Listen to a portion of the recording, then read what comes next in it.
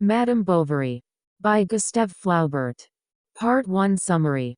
At the age of 15, Charles Bovary struck his schoolmates as a shy and clumsy country lad. He did not have great intelligence or wit but was a diligent and industrious student. He was quiet, however, he mixed well with the other boys. His father was a former army surgeon who had been forced to leave the service as a result of some scandal. He was a handsome and unscrupulous man who had married Charles' mother in order to get his hands on her large dowry. After the marriage, he wasted most of the money in foolish speculations, drinking, and amorous affairs. He had always been a cruel and unfaithful husband. In middle age he continued to mistreat his wife and was a bitter, stern, and boastful man. He and his wife eventually acquired and lived on a small farm. Charles' mother had once loved her husband deeply, but her unfortunate marriage had cooled this affection and had turned her youthful gaiety and optimism into nervous moodiness and spite. After their son's birth, the two Bovarys had often clashed about his rearing, and Charles' boyhood was one of inconsistencies and contradictions. His mother had been overly fond and doting, while his father had attempted to inure him to the rigors of life through austere treatment.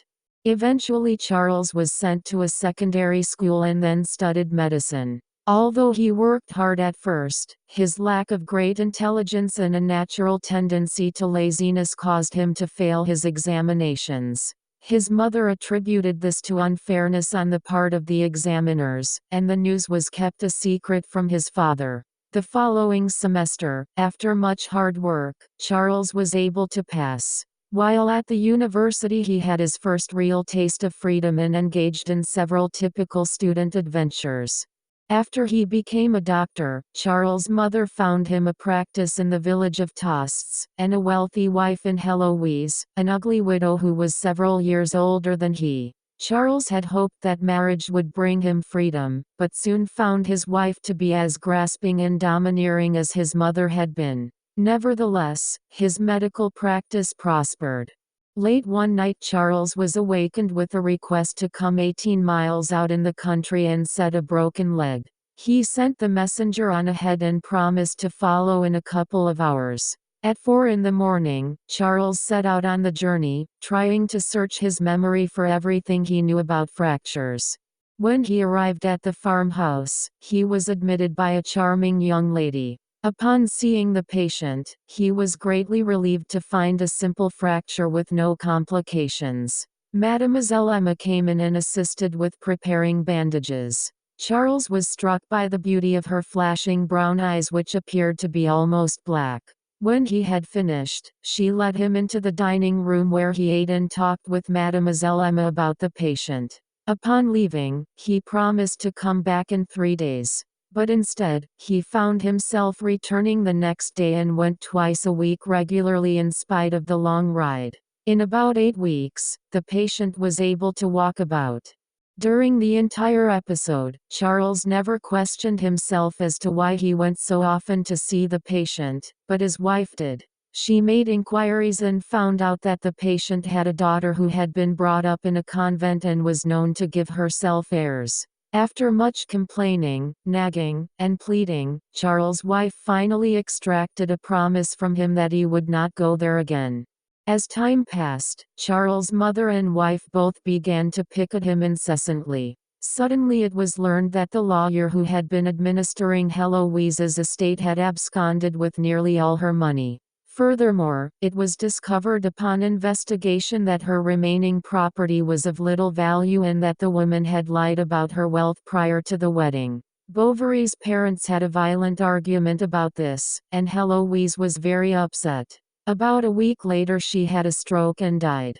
Sometime after, Raoul paid Charles a call to settle his bill and to offer his condolences. He invited Bovary to visit at the farm. Charles accepted the offer and became a frequent guest at the Raoult house. In these circumstances, Bovary's interest in Emma matured, and soon he found himself in love with her.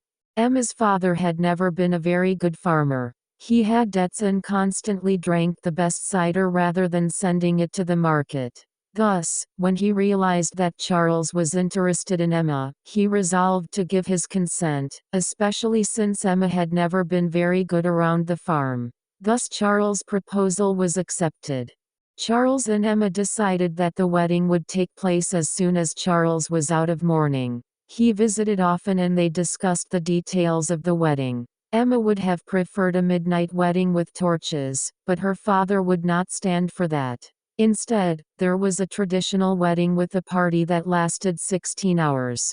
The wedding was a gala affair with many friends and relatives present. There was much good fun. The only unpleasant note was the sullen attitude of Bovary's mother, who resented not having had a hand in the plans or preparations. Charles' great happiness was apparent to all who saw him, and Emma too seemed pleased by her marriage. After 2 days at Raoult's farm, the couple returned to Tostes. Charles proudly led Emma into her new house, the furnishings and arrangement of which are described in great detail. Emma discovered her predecessor's wedding bouquet on display in the bedroom, where Bovary had thoughtlessly left it. She indulged in some morbid thoughts, but her sorrowful mood passed quickly in the excitement of the moment. In the days that followed, Bovary's every thought was with his wife, and all his efforts were devoted to pleasing her. He took her for walks and enjoyed fulfilling her every whim. He had never known that life could be so pleasant.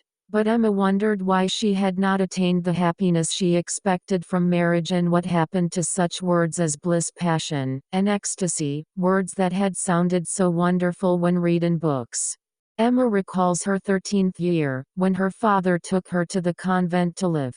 She enjoyed the convent at first. She liked talking with the nuns and she enjoyed answering the difficult questions correctly. But she soon relinquished herself to the languid atmosphere of the convent and found herself admiring the beauty of the chapel rather than listening to the lessons. She gave herself over to romantic notions concerning the church and dreamed of the sick lamb and the metaphors of a betrothed spouse, heavenly lover, marriage everlasting, and she listened only to the romantic melancholy of the Lamentations.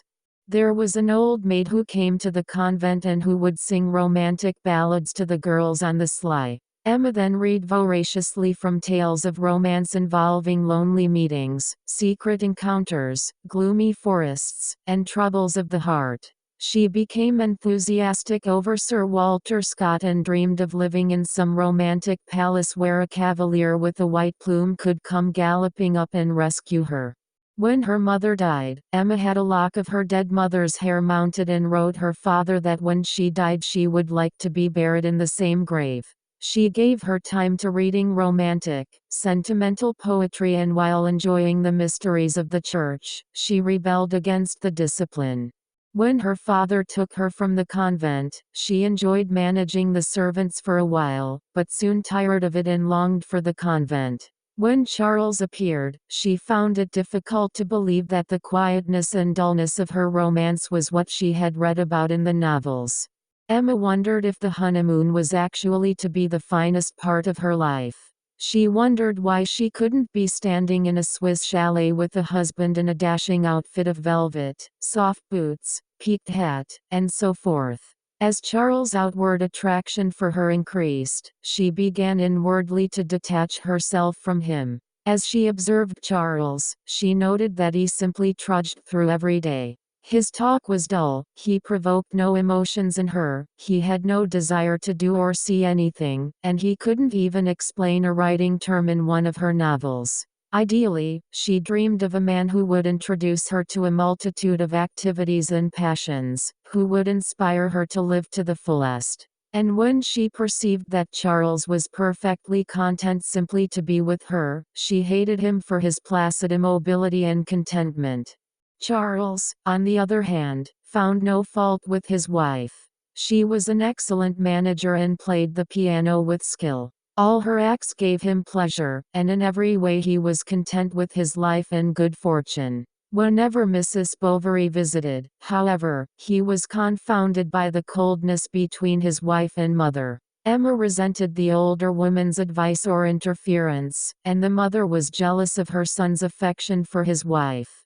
Meanwhile, Emma continued to crave the exalted and passionate love which she sadly felt had been denied her. She criticized herself for ever having married and suffered from envy of the imagined happiness of the girls with whom she had gone to school. One September the Bovarys were invited to a ball at the chateau of the Marquis d'Andervilliers, whom Charles had treated. The Marquis was far above them in social rank but wanted to demonstrate his gratitude for the service Bovary had done him. Emma looked forward to this unique event with great eagerness. The chateau was a building of stately proportions, situated on a large and prosperous estate. The many rooms were filled with expensive and artistic furnishings and decorations. The ball was attended by all the aristocracy and gentry of the surrounding area. Emma was overjoyed at the opportunity of being able to move freely in such noble company. During their stay at the chateau she constantly berated Bovary, whom she felt looked like a country buffoon and whose presence embarrassed her. Emma dressed and attempted to behave as if she too were a great lady and mingled with the other guests. All night she basked in the reflected glory of those around her. The ball and the people at it seemed to be transported from out of the novels and dreams she had long cherished. Emma was so ecstatic she never noticed that most of the guests ignored her. The high point of her evening came when a man known only as Vicomte danced with her. On the trip home Emma suffered from bitter disappointment that she, who was so obviously entitled to preferment, could not live this way all year round. In her disillusionment she saw Bovary as a clumsy, simple oaf. Back home her frustration caused her to be cross with him, and in a fit of pique she fired the maid, despite the woman's devotion and good service. Each day Emma attempted to recall the great events of the ball, but in time they became vague memories.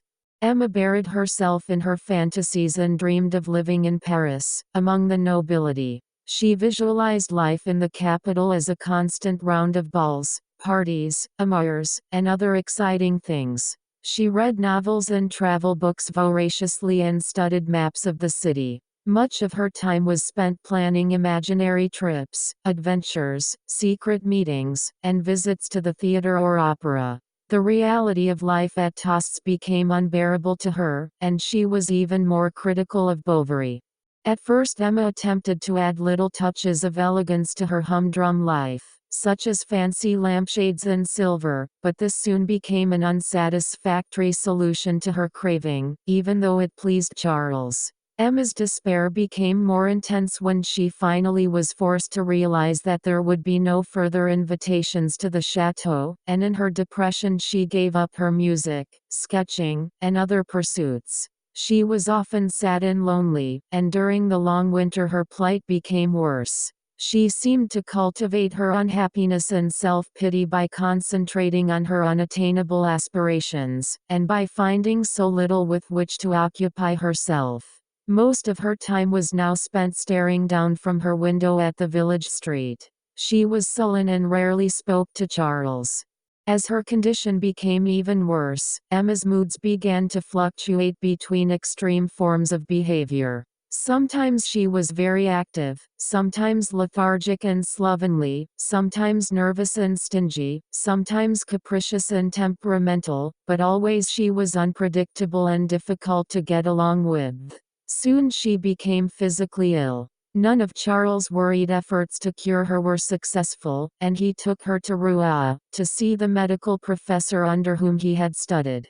This learned doctor recommended a change of scene for the sake of Emma's health, since it was evidently a nervous disorder and she complained so much of disliking Tostes. Despite the fact that he had built a flourishing practice in the village, Charles was willing to sacrifice all for Emma's welfare. After making some inquiries, he decided to move to the town of Yonville, which was located in a nice area and where a doctor was needed. While Emma was helping with the packing, she pricked her hand on her old bridal bouquet, which was now dried up, frayed and yellow with dust. She threw it into the fire and watched it burn. By the time they moved to the new town, Emma was pregnant. Part 2 Summary. Yonville was a market town located in the center of a farming district, not far from Rouen. The main features of the surrounding region and of the town itself are described in some detail. Various inhabitants of Yonville, including Madame Lefrancois, the innkeeper, Hivert and Artemis, her servants, Binet, the tax collector, and James, the apothecary, make their first appearances in this chapter. James, with whom Bovary had corresponded before deciding to move to Yonville, was an outspoken and pretentious fellow of some education and status. He was always eager to impress people with his knowledge and sophistication, although in fact he did not possess much of either. The Bovarys and Félicite, their new maid, arrived in Yonville after a very tiring trip and an accident in which Emma lost her pet greyhound. She was in her usual irritable mood. Bovary and his wife dined at the inn. They were joined at the table by James and his boarder, Leon, a shy young man who was the town lawyer's clerk. During the meal James devoted most of his attention to Bovary, seeking to awe him by his extensive acquaintance with science and local affairs. Meanwhile, Emma and Leon fell into conversation. He shared many of her romanticized notions and was also an avid reader of sentimental novels. An immediate rapport sprang up between them. Their talk consisted of platitudes and conventionalities, but they each interpreted them as sensitive and profound observations. Later on, the Bovarys took possession of their new house. Emma recalled the other places in which she had lived and been unhappy. She hoped that the future would bring an improvement in her life. All the next day Leon thought about Emma, for their meeting had been a very special event to him. This was the first time that the bashful youth had ever spoken to a lady at such length, and he was surprised at his own eloquence. In the days that followed, James was of great assistance to Bovary in establishing himself, although it must be said that the druggist's motives were partly selfish. Charles was a bit gloomy, because his medical practice was slow in starting and he had financial worries. The cost of moving had been high, he had lost money on the sale of the house at Tostes, and there was now a child on the way. However, the thought of having a baby Emma to love also, and to watch grow, was a source of great joy to him. Emma had originally been surprised by her pregnancy but was now accustomed to the idea. She was eager to have the child, although all the preparations made her impatient since they could not afford the kind of layette she insisted was necessary. She hoped the baby would be a boy, for she felt that only a man could have the freedom and strength to overcome the constraints that had always so frustrated her. The child was born, and after much discussion the name of Bertha was selected. There was a spirited christening party, and Bovary's parents visited Yonville for a month. One day Emma decided to visit the baby at the home of its wet nurse. She was still weak after her confinement and was beginning to feel faint, when she encountered Leon. She asked him to accompany her. Leon consented and by nightfall, rumors had spread through the town that Madame Bovary was compromising herself. After seeing the child, Madame Bovary was pestered with lots of trivial requests from the nurse. She quickly consented to give the woman more supplies and even some brandy for the woman's husband. Then she and Leon took a long stroll along the river. Even though they didn't say very much to each other, both were aware of a strange bliss and a deeper communication. After Leon left her, he thought how radiantly she stood out, especially amid all the banalities of Yonville. During the winter Emma's favorite pursuit was to sit at the window and watch the street. She often saw Leon as he passed, and she had a new and unknown feeling at those moments. James lived across the street and was a frequent caller, especially at mealtimes. He enjoyed gossiping about Bovary's patients and discussing science, philosophy, and politics with the doctor. It was the druggist who always did most of the talking. On Sundays the Bovarys usually visited the James family. Leon was always there, and a bond rapidly developed between him and Emma. They used to sit together and discuss fashions or books while the others played cards or dozed. Leon began to grow confused and was tormented by these meetings. He was uncertain whether Emma responded to his feelings for her. He was afraid to displease her by remaining silent about his love, but he did not have the courage to declare himself. One Sunday in February, James and his children, the Bovarys, and Leon went on an outdoor excursion. Emma watched the men with interest and decided that she was disgusted by Charles' commonplace appearance and personality.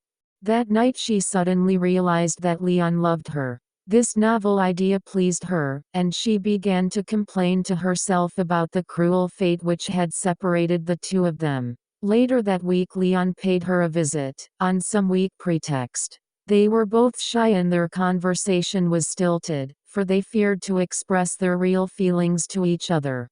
As time passed, Emma began to lose weight through worry. She found a delicious pleasure in contemplating her affection for Leon and contrasting it with her sensible, though unsatisfying role of the virtuous wife. She felt that she was a martyr to marital fidelity. Emma became irritable again and was exasperated by Bovary's placid ignorance of her torments. She blamed him for all her troubles and in addition was overly tolerant in judging herself and her behavior. She dreamed of running away with Leon but then doubted his love for her. She wished that Bovary were a cruel husband so that she would have an excuse to be unfaithful. Her nervousness and tension often caused her to engage in fits of weeping.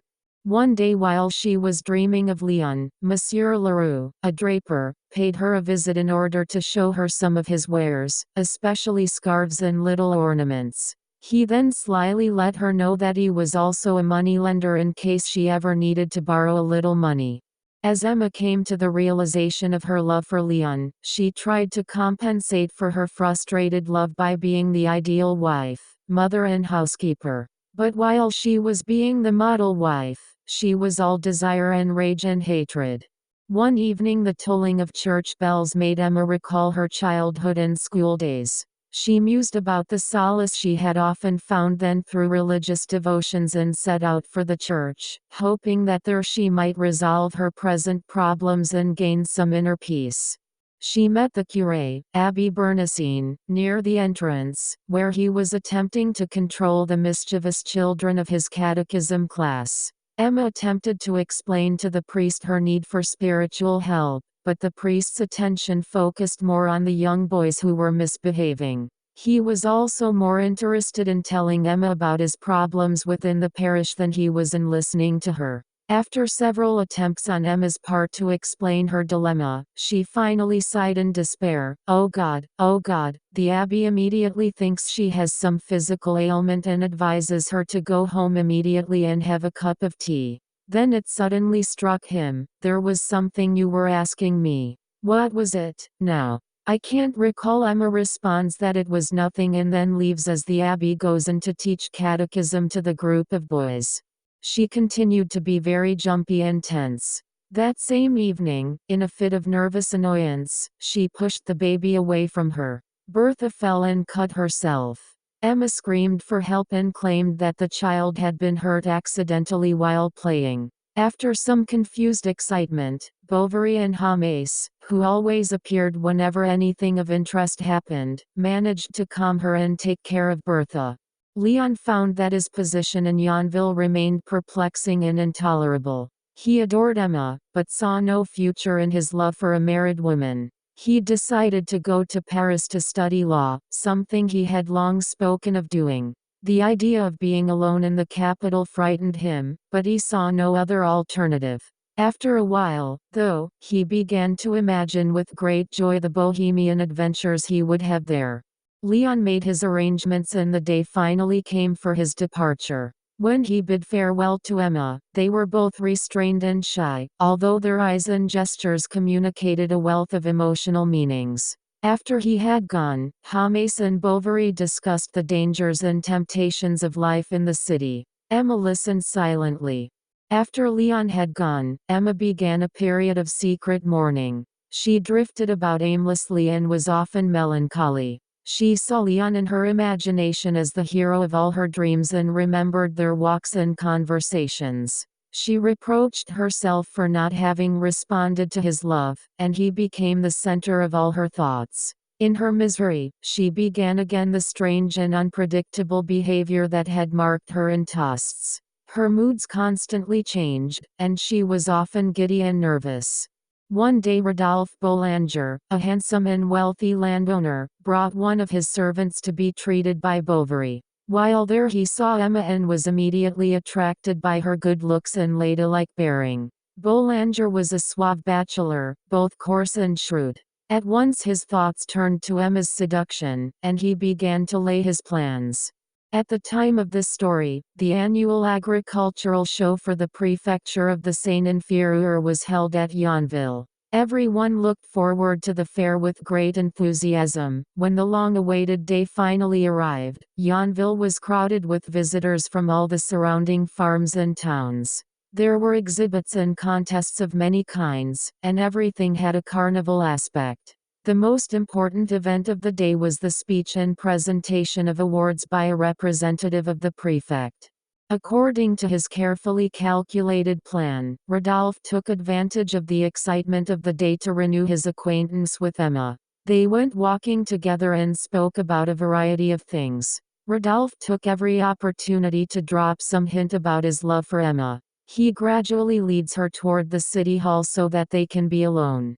Meanwhile the representative from the prefect arrived, and even though the people expected the prefect himself, they were still honored by this man. However, in trying to pay homage to him, the battalion of men confused their orders and everything ended in confusion. While he spoke about the government, Rodolphe begins to hint to Emma his affections for her. And while the speech is going on in the background about morality and government, Rodolphe begins to declare his love for Emma and to insist that his feelings are nobler than common morality. He continues to declare his love for her in high-sounding language while the representative of the prefect awards prizes to various people.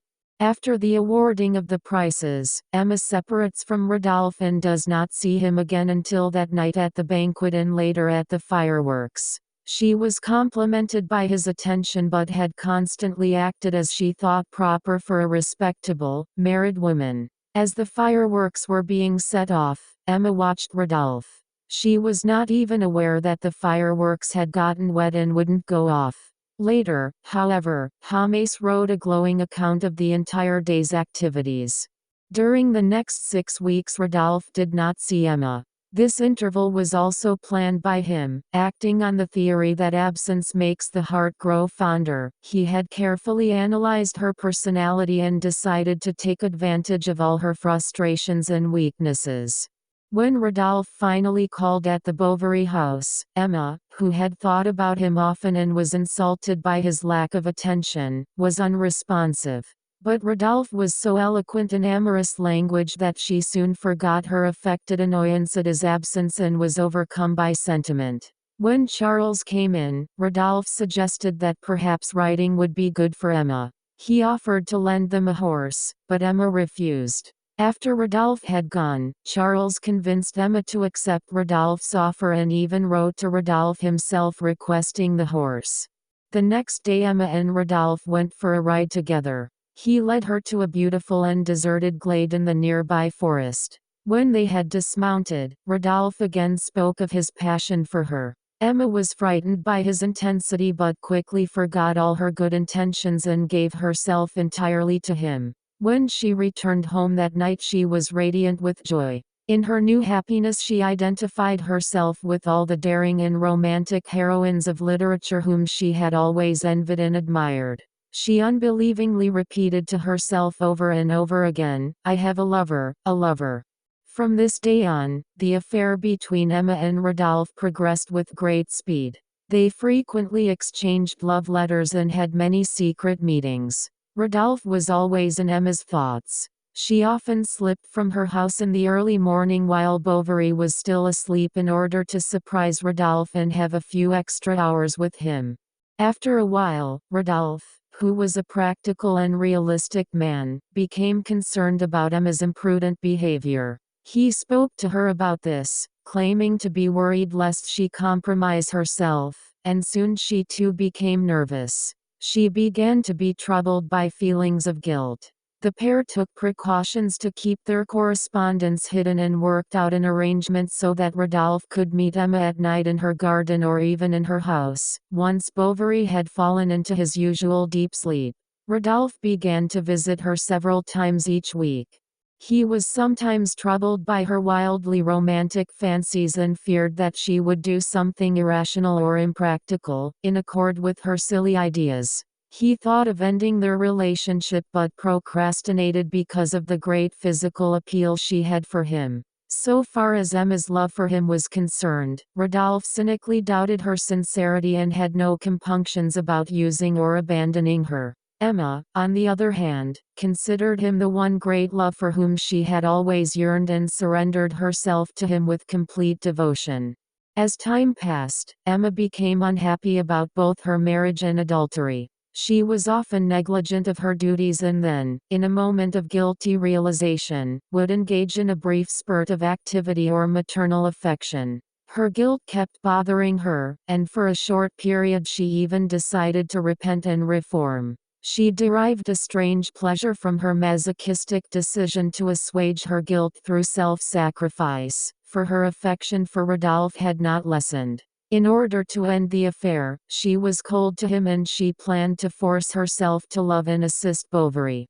One day it was learned that a doctor in Rouen had published a remarkable new surgical procedure for curing clubfoot. Emma and James urged Charles to carry out the new operation on Hippolyte, the crippled servant at the inn. Emma hoped in this way to advance Bovary in his career and thus satisfy her desire to be a good wife. She had many daydreams about the wealth and increased prestige to which his success would entitle them. James expected to gain personal repute from his own part in the operation and to bring more business to Yonville, and himself, as word of the cure spread. Neither James nor Emma was particularly concerned with the safety of the operation or the well-being of Hippolyte. Bovary was dubious about the new technique and was unwilling to cooperate, but, under the combined pressure of Emma and James, finally gave in. Moreover, nearly everyone in the town, including the mayor, was a staunch advocate of the new operation, for they had all been convinced by James of its advantage to them. Their ceaseless prodding continued until Bovary was ready to proceed. Hippolyte was terrified and confused by the whole idea, but he was a simple youth and was induced to volunteer his body for the sake of Yonville and science. The operation was carried out by James and Charles in the local inn. At first it seemed a success, but Hippolyte soon became ill and suffered terrible pain. It was discovered that his leg was infested with gangrene. Bovary was very upset and unable to act, so a consultant was called in from another town. The doctor sternly admonished Bovary for his foolish treatment and amputated the patient's leg. James, meanwhile, disclaimed any responsibility, and Emma was disgusted by what she interpreted as a further demonstration of Charles' stupid incompetence. In fact, however, the fault was not entirely Bovary's, although no one recognized this. Some of the blame also belonged to the specialist who had published an untested and undependable cure. Bovary and Emma were both depressed by this incident, although for different reasons. He was ashamed of what he had done and felt that he had been irresponsible. She reproached herself for ever having had faith in him and decided that she was now absolved of any responsibility to her husband. Her passion for Rodolphe flared up again, and she saw him that night for the first time in many days. Charles, in his simplicity, assumed that Emma's depression had been caused by sympathy for him and was gratified by her demonstration of devotion. The liaison between Emma and Rodolphe began again and now evolved with greater ardor. As her passion for Rodolphe increased, Emma found that she disliked Bovary even more, and she began to speak vaguely of leaving him someday. When she was not with Rodolphe, Emma suffered from boredom and was irritated by all of Charles' mannerisms and acts. She began to feel sorry for herself because of her unhappy marriage and found some solace in catering to her material desires. She fell an easy victim to the wily merchant, Leroux, who cajoled her into many purchases that she could not afford.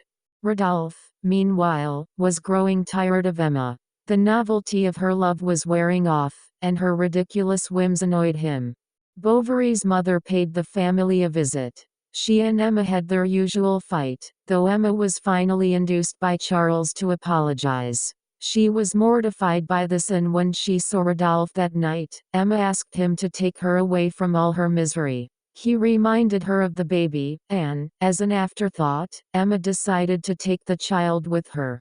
In the next few days, Bovary and his mother were amazed and pleased at the changes that came over Emma. She was quiet and docile now and seemed a new person. But at her secret meetings with Rodolphe, Emma was planning to run away and start her life again. The happiness that such plans gave her added new highlights and softness to her beauty. She was so gentle and lovely that Bovary was reminded of the first days of their marriage, and his love for her and Bertha deepened. Emma's thoughts, though, were always far off, contemplating exotic lands and adventures. Despite Rodolphe's procrastination, the final plans for their departure were made. He and Emma would leave Yonville separately, meet in Rouen, and then go on together to Paris. On the night before the day selected, they met in Emma's garden to make the last arrangements. Emma was in high spirits and seemed more beautiful than ever. Rodolphe was reserved and thoughtful. After leaving her, he argued with himself for a while. The problems and burdens of life with Emma, he decided, would not be worth the sensual pleasure she could offer him. That night Rodolphe sat at his desk and mused for a while about the many women he had known. After some trouble he composed a letter which he felt would end their affair with the fewest complications. He wrote her that he loved her very much, which was not true, and that this was why he was abandoning her. He said that the life he could offer would provide her only with pain and indignity, and he could not bear to do this. And, he thought, this was really not too far from the truth after all. Much satisfied with his work, Rodolphe went to sleep. Emma received this note the next morning and became faint from shock. In her confusion she dropped the crumbled-up letter in the attic and forgot about it. Rodolphe had told her that he was leaving Yonville to protect her from him, and a few moments later she saw his carriage drive by. This awful reminder of what had just happened was like a blow to her heart. She screamed aloud and fell unconscious. Emma became seriously ill. She had a high fever and delirium for 43 days and was often close to death. Bovary never left her side and neglected all his affairs to care for her. Specialists were called in from Rouen and elsewhere, and every effort was made to cure her, but for a long time nothing had any success. By October, Emma began to regain her strength. She still had fainting spells and weak periods, but she was able to move around a little, and was clearly on the road to recovery. In addition to his concern about Emma, Charles was also bothered by financial worries. The illness had been very expensive, and other bills were piling up. Moreover, Leroux suddenly presented him with a statement of Emma's debts. Not knowing what else to do, Bovary borrowed money from Leroux and signed several notes at a high rate of interest. All through the winter months Emma's convalescence continued. During a crisis in her illness, Emma's religious sentiments had reawakened. Now she was very devout and spent much of her time reading religious books or conversing with the priest. By spring Emma was relatively strong again and returned to her household duties. Her religious feelings remained firm, and everyone was surprised by her new generosity, spirituality, and stern principles. One day at Jamé's suggestion, Bovary decided to take Emma to the theatre at Rouen. He hoped that such an outing would be good for her health. Emma was not eager to go, but Bovary was so persistent that she agreed. On the day of the trip they excitedly left for the city. Emma was embarrassed and upset by Charles' behavior and appearance all that afternoon. She wanted very much to seem a sophisticated, cosmopolitan lady, and she felt that he was just a country bumpkin. She was tense and self-conscious wherever they went. Despite this, however, Emma enjoyed the opera, Lucie de Lammermoor, very much. She found that the story reminded her of events in her own life. During the intermission they were both surprised to encounter Leon, who now lived and worked in Rouen. The three went to a café together, where Bovary and Leon talked at length about Yonville, their mutual friends, and old times. Leon also told them a little about his present position and his experiences at the university. Emma was impressed by Leon's suave, citified manners and dress. When they discussed the opera they had just left, Leon at first ridiculed it until he learned that perhaps Emma could stay over to see the second part again. He then praised the opera so highly that Charles suggested that Emma stay while he returned to his practice. In any case, before they separated, the Bovarys and Leon arranged to meet again the next day. Part 3 Summary. While attending law school in Paris, Leon was a model student. But he did experience a new way of life even though he remained quiet and respectable. And now that he has returned to Rouen, he has brought with him many of the manners and sophistication that he learned in Paris. He dressed and acted in the Parisian style and felt especially self-confident in Rouen, where he considered himself to be a sophisticate among the local provincials. At first in Paris he had often thought about Emma, but gradually she became a blurred memory. Now his old feelings for her were reawakened. He visited Emma at her hotel the next day while Bovary was out. She and Leon were pleased by this opportunity to see each other in private, and they held an animated conversation for several hours. Their old intimacy was renewed, although both withheld several personal details of their recent experiences. Emma and Leon recalled their sad parting in Yonville and the times they had spent together there and discussed with a new frankness their mutual affection. Before leaving, Leon kissed Emma, and they arranged to have a secret meeting at the cathedral the next day. In the morning, Leon arrived punctually at the place of the rendezvous. Emma was late and tried at first to avoid him, for she hoped to prevent herself from falling in love with him again. She tried to pray but her mind was not on it. Then she readily accepted an invitation from the beadle of the church to see the various parts of the cathedral. Leon suffered the sightseeing as long as possible and then pulled Emma away from the church and into a carriage he had sent for. The carriage driver could not understand why two people would want to ride aimlessly about the countryside on such a pretty day with all the curtains pulled. Every time he made an attempt to stop, he was severely reprimanded by Leon. They were together in the carriage so long that Emma missed the hirondelle that was to take her back to Yonville. She had to hire a special hack to catch the hirondelle before it reached Yonville. On her return to Yonville, Emma learned that Bovary's father had died. Charles was very upset, particularly because he had not seen the man in a long time. Emma felt no sorrow but made the usual sympathetic gestures, which her husband misunderstood and appreciated very much. After a while, Mrs. Bovary came to stay with them. Emma was polite and attentive but was annoyed because the necessity for being kind to the mourners distracted her from thoughts of Leon. At about this time Leroux made another appearance and presented Emma with her unpaid bills. He also managed to sell her some more high-priced merchandise. When Emma expressed a worry about managing to pay, he suggested that she get a power of attorney from Bovary. That way, he said, she would not have to bother her husband with petty financial matters and could find a convenient method to settle her debts. Emma convinced Bovary of the wisdom of this scheme without too much trouble, since he had no idea of the true amount of their debts. Emma even induced him to use the services of Leon, instead of the local attorney, for drawing up the papers, and Bovary trustingly arranged to send her alone to Rouen to take care of this business. Emma spent the next 3 days in Rouen with Leon. He rented an expensive hotel room for the occasion, and this short period was like a honeymoon for them. They went to some of the best restaurants and places of entertainment and spent most of their time in lovemaking and romantic pursuits. Leon became completely involved in his affair with Emma. He neglected his work and saw little of his friends. The arrival of her letters became a major event in his life, and he even paid a few visits to Yonville, either in secret or on various false pretexts, to see her. Emma, meanwhile,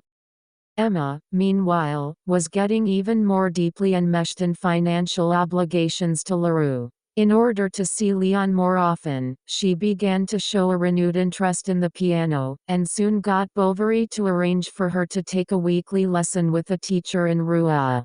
On the days of her lessons, Emma occupied all her time with Leon. Each week they had a passionate reunion, as if they had been separated for an age instead of for a few days. These visits were joyous events for both of them and were marked by profound emotional and romantic feelings. As their affair progressed, they viewed each other as if they were the idealized figures of sentimental fiction and attempted to enact all that once they had only imagined.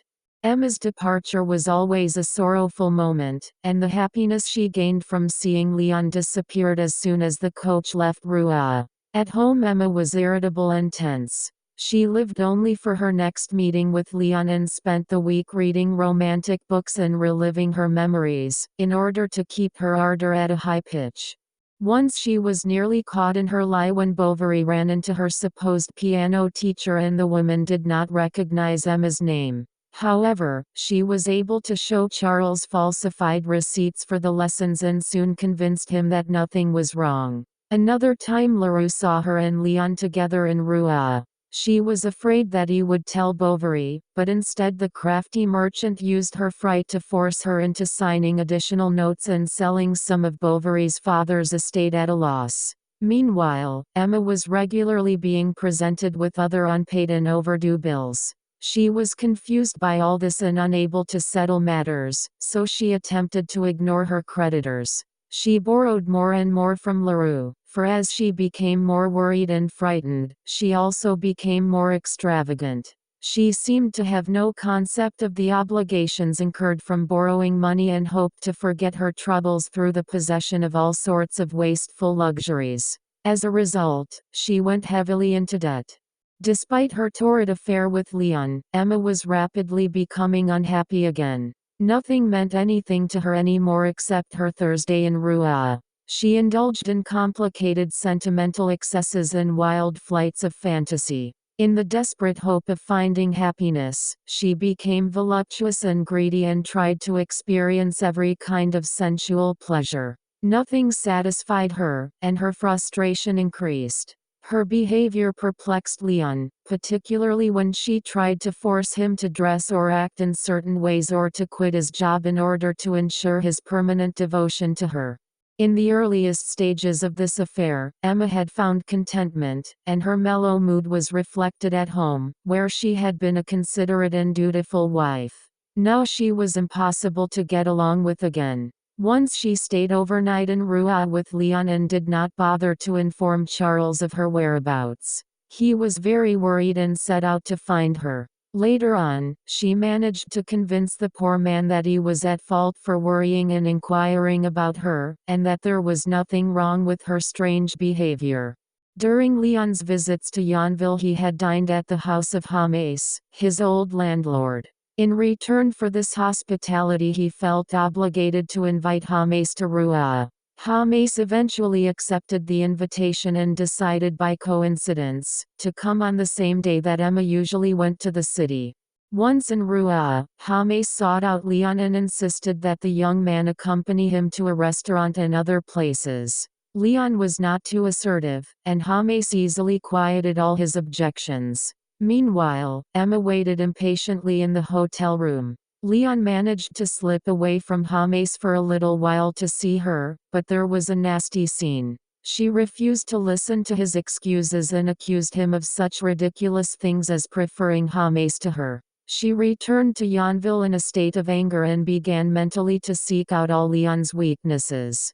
After a while Emma realized that Leon was not really to blame for his conduct, but her awareness of his faults remained. She began to see that he was not the ideal figure she had imagined, and this thought troubled her. Their relationship was already shaky, and now it began to depend almost entirely on sensuality and various outside diversions that had once been secondary to their emotional feelings. In a frantic effort to regain the security of happiness, Emma sought to dominate all aspects of Leon's life. He resented her demands, and their moments of contentment were briefer than ever.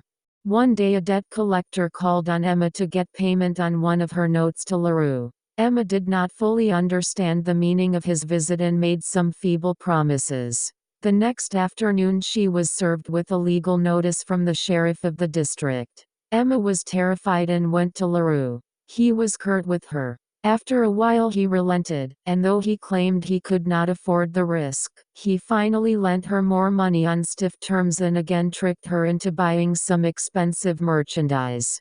Emma was aroused by this experience and began an economy campaign.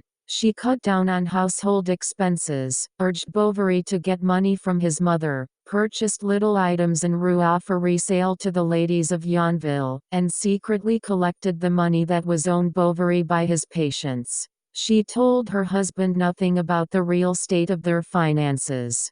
Despite all her efforts, Emma was unable to stop borrowing and continued to run up debts. With this new burden added to her other troubles, Emma became temperamental and slovenly. The Bovary house was a melancholy place because she sold so many things to raise money, the mending and washing were undone, and the needs of the child were usually ignored.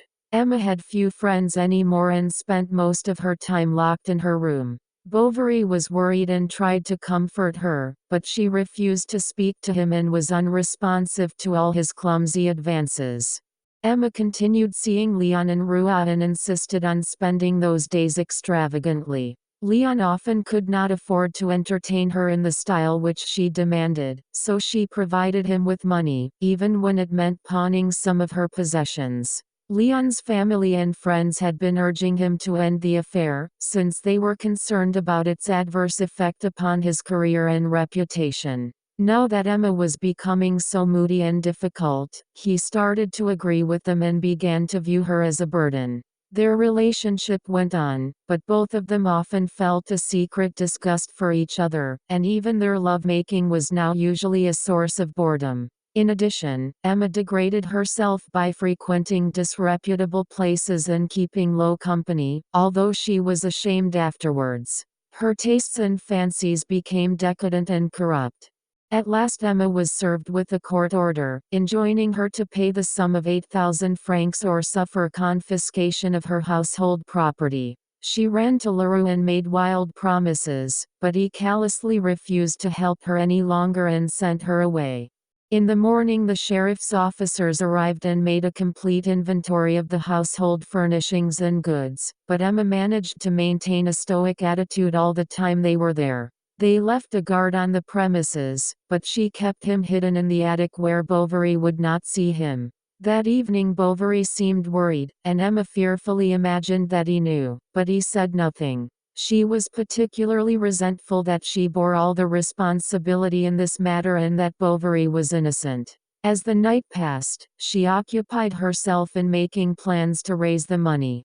The next morning Emma went to Rouen and called on several bankers, but they all refused to make a loan to her. She asked Leon for help, but he protested that he could never raise such a large sum and became angry when she suggested that he steal the money from his employer. Finally, in order to quiet her, Leon promised that he would see his friends, and if he could raise the sum she required, he would bring it to Yonville. On Monday, Emma was horrified to discover that a public notice of the sheriff's confiscation and auction had been posted in the marketplace. She went to see Guillaume, the town lawyer. He offered to help her, but made it clear that he expected favors from her in return. Emma was insulted by his forwardness, shouted that she was not for sale, and left in a fury. Bovary was not home and still did not know what had taken place. Meanwhile, the entire town watched expectantly to see what would happen next. Emma felt weak and afraid. She kept hoping that Leon would gallop up with the money but really had no confidence in this possibility. She was bitter and frightened. Suddenly an idea came to her, Rodolphe, and she set out for his estate. She planned to take advantage of his supposed love for her and get the money from him. It never occurred to her that what she was planning to do was actually prostitution, exactly what she had so angrily refused when Guillaume had made the same suggestion. Rodolphe was surprised to see Emma. They talked about the past for a while, and she was able, as planned, to arouse his old interest in her. She told him about her debts and asked him to lend her several thousand francs. Rodolphe began to understand the reason for her strange visit and calmly told her that he had no money available. Emma knew he was lying. She lost her temper and left. Now Emma realized that the situation was hopeless. She walked through the fields without seeing and had dazed memories of incidents in her life. Then she became lucid again and decided what she had to do. She ran to Jaime's shop and induced the servant, Justin, to let her into the attic. There she opened a jar of arsenic and ate a large quantity of it, while the frightened boy watched. She went home again, for the first time in a long while feeling at peace. Meanwhile, Bovary had learned about the sheriff's confiscation. He searched frantically for Emma, but no one knew her whereabouts. When he returned home, he found her resting in bed. She gave him a letter which he was not to read until the next day. In a short time Emma was torn by spasms of nausea and became violently ill. Despite his concern, she would tell Bovary nothing, so he opened her letter and discovered to his horror that she had poisoned herself. He called for help and soon the news spread through the town. James came to his assistance, and they sent for doctors from Rouen in a neighboring town. Bovary was too upset to do anything and sat at Emma's bedside crying. She wept also and for once was tender to him. The other doctors and the priest arrived, but nothing could be done. After a few more hours, Emma died in great pain. It took Charles a long time to recover from the initial shock of Emma's death. His mother arrived and helped to put affairs in order and thought that now Emma was gone she would be reinstated in Charles' affection. Emma's father also showed up for the funeral, but was too emotional to be of help. The priest and James sat up all night with the body and performed certain rites which they thought appropriate. The priest had a difficult time convincing Charles that the burial should take place soon. Charles gave directions for Emma to be buried in her wedding dress and quarreled with his mother about the expense of some parts of the funeral. As soon as the funeral is over, old Raoul goes home without even seeing little Bertha. Later that night the sexton sees Justin by Emma's grave and thinks that he now knows who has been stealing his potatoes. In the days which followed, Bovary was contacted by all Emma's creditors. Her debts included not merely those of Leroux, but many bills to business concerns, tradesmen, and other people. Their total constituted a vast amount. Bovary tried to collect the fees due him in an effort to pay but learned that Emma had already done so. In the meantime, Leon became engaged to a young woman of good family. Bovary sent a letter of congratulations to Leon's mother, in which he remarked, innocently, that the news would have pleased his late wife. One night Bovary came across the letter from Rodolphe that Emma had lost in the attic a long time before. He read it, but assumed that there had been a platonic affection between them and was not concerned. He idealized Emma's memory and was pleased to learn that another had also admired her.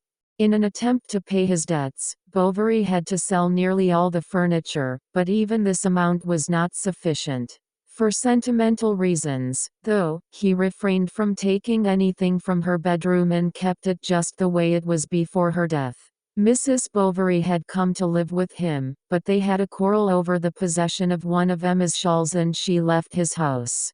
The servant left also, taking most of Emma's wardrobe with her. Bovary began to live in seclusion. He avoided his old friends and neglected his practice.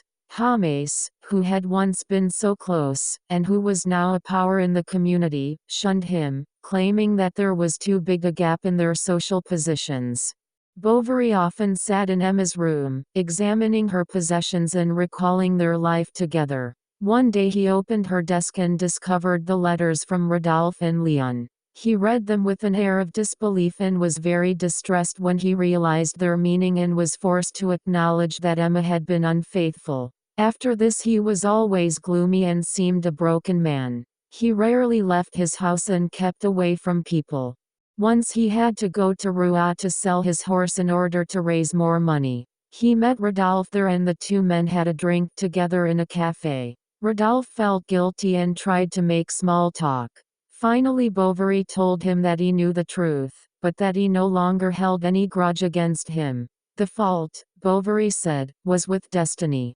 The next day Bovary died quietly while sitting in his garden. His house and remaining property were sold on behalf of his creditors, and there was just enough left over to send Bertha to stay with her grandmother. Mrs. Bovary died later that year and Raoult was seriously ill. Bertha was then sent to an aunt's house. This woman was very poor, and the little girl ended up working in a cotton mill. The end.